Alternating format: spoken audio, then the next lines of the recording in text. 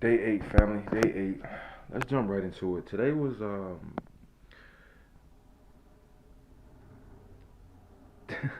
I don't want to say rough, but today was a challenge, and I know that this is the alcohol experiment, but as I think about my ideal client, I truly believe. Well, I can't say truly believe, but I have a hunch that as a coach, especially on a one-on-one session, right? We'll get on a call some point in the future when I'm ready for that. We'll get on a call and see if we're a good fit for each other. And I wonder, like, what is your ideal client like? Ideal, right? And I really believe it's someone who used alcohol to self-medicate. You look at my mentor when it comes to alcohol. She did not. She fell into the trap for different reasons. You know, boss invited her out to happy hour. She's like, I don't drink alcohol. He says, hey Annie, this isn't about drinking alcohol. This is about networking. Well, Annie's 26. She's one of the youngest VPs in her company. Of course, she wants to expand, right? Annie says she's running from poverty. Like, even though she went to Aspen High School, she said she was running from those cold nights in the mountains of Colorado, and that's how she fell into the trap, right? And she was drinking wine. But there's others of us, like myself, who fell into the trap due to self-medication. And in This Naked Mind, the book, um, there's a chapter called Why Some Descend Faster Than Others. And self-medicating is one of those reasons, when you're not drinking and it just, maybe it could creep up on you. You're clubbing a lot and, your tolerance is going up and you're not really that aware of it. But for me, I remember when it went from something that was social. Not that you'd ever want to consume alcohol. There's really nothing. There's really nothing to gain and everything to lose. Um, and it's highly addictive. It truly is a drug. They call it drugs and alcohol. I feel like it's a part of like it's a scam or something. Like there is no difference. Alcohol is the number one drug in the world by far. Well, today I was doing a little bit of work on my past, and I've worked with a skilled practitioner in this area, and I got to be honest with you. Every time it's time to go back into the past, it's a lot of work for me. It's a lot. I could go into the actually. I'll be joining the gym here soon. I'm gonna find out if I get a job in a couple days here. But in any event, even if I don't get the job and I have to go a different direction, I certainly will be joining the gym. And I haven't been in the gym in years, But I promise you, it will take no time to knock the dust off, and you know what I mean, and get up and running. It'll actually be pretty fun, even though I'm gonna be sore as crap. But that's why you gotta stretch. All right, isn't that funny? We go to the gym, break down our muscles, get sore, and then to speed up the recovery, we stretch, stretch out those sore muscles. It's kind of symbolic to what we're doing here, but I was just knocking the dust off a little bit because I've been in the green, right? But I'm not doing all of the work. I'm not studying I'm not reconditioning my mind in terms of alcohol. This isn't about abstinence. I can drink whatever, however much I want, whenever I want. I choose not to drink, right? Like if I want to go in there and drink up a whole gallon of lemonade right now, I can do that. If I want to go to the store right now and go get a fifth of alcohol, a pint of alcohol, I can do that. But we want to get ourselves to a state where, like when I was 16, why would I do that? I have goals and dreams, and that thing isn't going to do nothing but stop me. And the only reason I know is because I've seen a drunk person. He doesn't look like he's very focused. But I know. So, with that being said, I want to tap a little bit into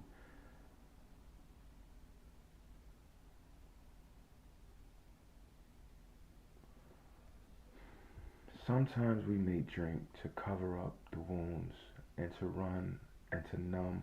Alcohol is a powerful numbing agent. If there's something in your life that you don't want to feel, mind you, as a child, it wasn't safe for me to feel. I was at the library today, and as I was doing some of this work, you know, um, it was talking about gaslighting. Actually, and guys, I know that people use this term so loosely, but it's really not funny.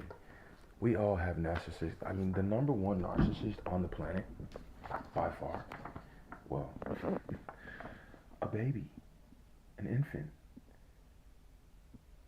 An infant is all it's gonna do is consume for a while. It's gonna cry when it needs changing. It's gonna cry when it wants food. It's gonna cry when it's tired. It's gonna cry when it's sick. And all it wants is it's just me, me, me, me, me, me, me. Right? But a healthy dependence, right, leads to a healthy independence. And then that child who grows up can go on to be interdependent with another healthy being. Well, um, I was doing a little bit of work because I don't even like using that word narcissist. My mom suffered from what I would like to call apathy. And she would openly tell me and my little sister, who's 9 years younger than me, but especially myself, growing up, I had to go numb. And I'm not trying to mock her in a mean way. I'm actually just trying to, show like mock her the way she was. She would say like, I had to go numb. That's the only way I was able to survive, and I get it. I thought that I was doing myself a favor, drinking, like literally slowly, a slow suicide. But it wasn't my time. I'm still here. But, there's a lot I had to, at a very young age, I want to say 5, 6 years old, maybe even younger than that, but I can recall it. At 5, 6 years old, I went into the state of denial. I began to deny what I was going through, even though I was a child. And intuitively, I knew that this isn't love.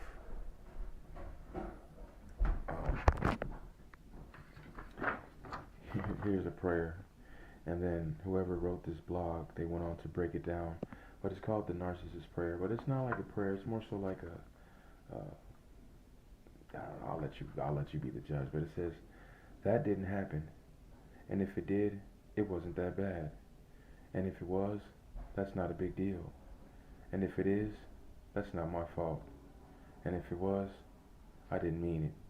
And if I did, you deserved it.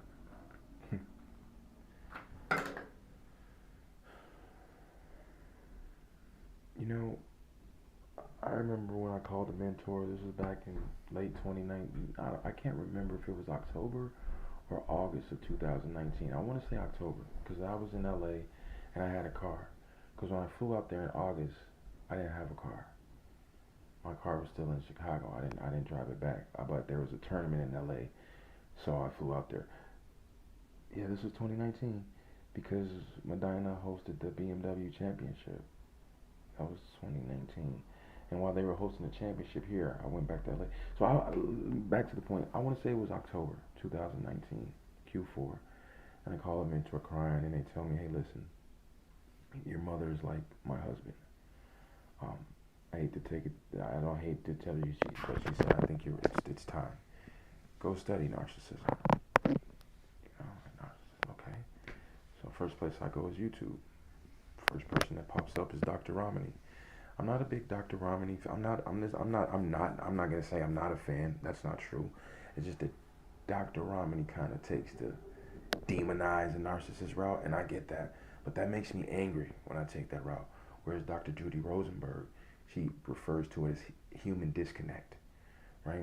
We're disconnected as human beings, and some of us have went astray into the darkness. And that's what she says. You have to heal that dark hole, the hole in your soul. But Dr. Romney said, she said, narcissist is a kind of person. We're talking more so NPD. Like I said, a baby's a narcissist. We all have narcissistic traits. Okay, it's a big spectrum, like a rainbow, But the diagnosis is for you. It's not to diagnose the narcissist. They won't even identify with such things. It's for you to figure out. Is this making sense? She said, a narc is the kind of person that will clip a bird's wings and then laugh because it couldn't fly.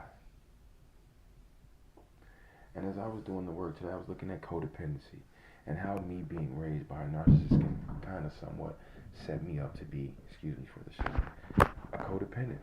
And I noticed I can fluctuate between being more of the dominant, kind of covert narcissist. My mom is certainly an overt narcissist.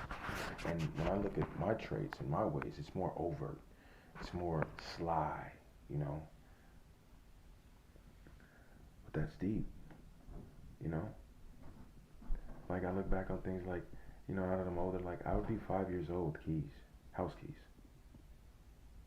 And when I'd lose my keys, I'd get a whooping.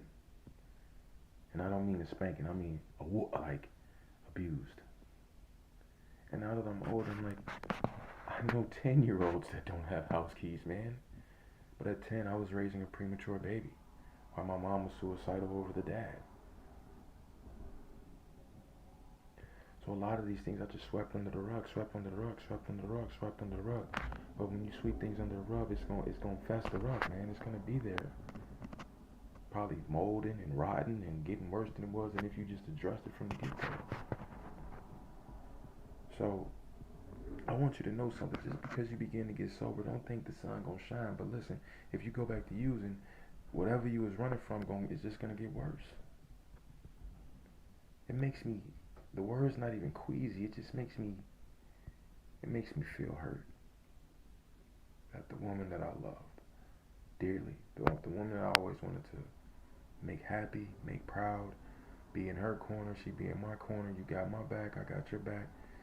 She wasn't mentally fit to do it for me. It's not because she was mean, because she was evil. No one ever showed her.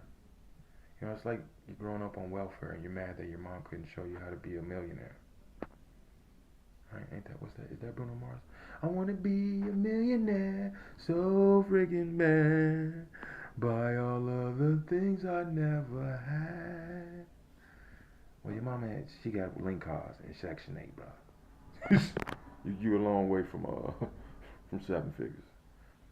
And it's the same thing as far as relationships, right? If a relationship was a bank account, my mom don't have it to give. She didn't have it to give. To this day, she's still off. In one of my books they say that sometimes these people get worse, these personalities get worse as they get older. I don't deal with my mom, very limited, and through email only. I don't even think the lady had my number. I know her number, of course. She had the same number since forever, but my baby sister deals with her. And when I check in and I tap in with my baby sister, I'll inquire about our mother, and lo and behold, same crap, if not worse. Confirms that I'm on the right path. But my point is, sometimes I got a lot of points. I'm sorry, y'all. I'm early on. I'm only 8 days in off of 15 years of use, and it's about to be 300, almost a year, a full year since I've been doing this alcohol experiment where I've been documenting sober days and the using days. Data points. We don't call it relapsing. Annie Grace is this making mine route. We don't call it relapse. We call it a data point. Right? Got data.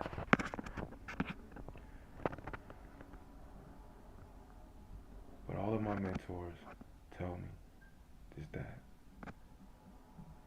if you persist, you will get through this. Just like a workout. You ever went to the gym and you got like 8 different workouts to do, and on the first one you like, gee, I'm not gonna make it.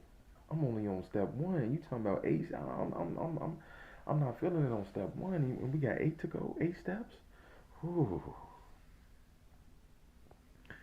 The journey of 1,000 miles begins with 1 step. But I know one thing: if I don't address this alcohol issue, I'll never get to that. I could barely do my laundry on time when I'm drinking.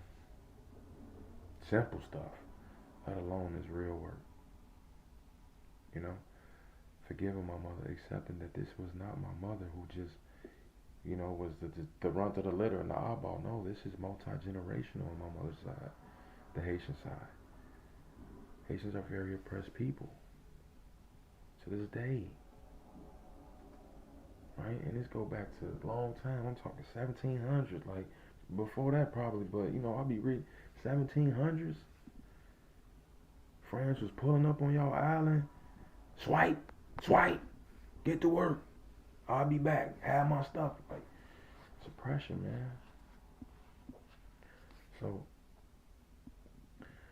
I know this was a little off topic, but it's actually very much on topic because I know I wasn't 25 years old at the top of my career, and not that I'm hating on anybody, especially not Annie, but I know when I started using when when I was 18 and I left home and I was scared. That's a trait of a codependent too. Scared to be alone. I was scared, like, oh my God, What I'm gonna do? I'm in the world by myself. I'm only 18. I need some money. If I can go back knowing what I knew now, I would have went to nursing school right away. Let me get me a nursing degree.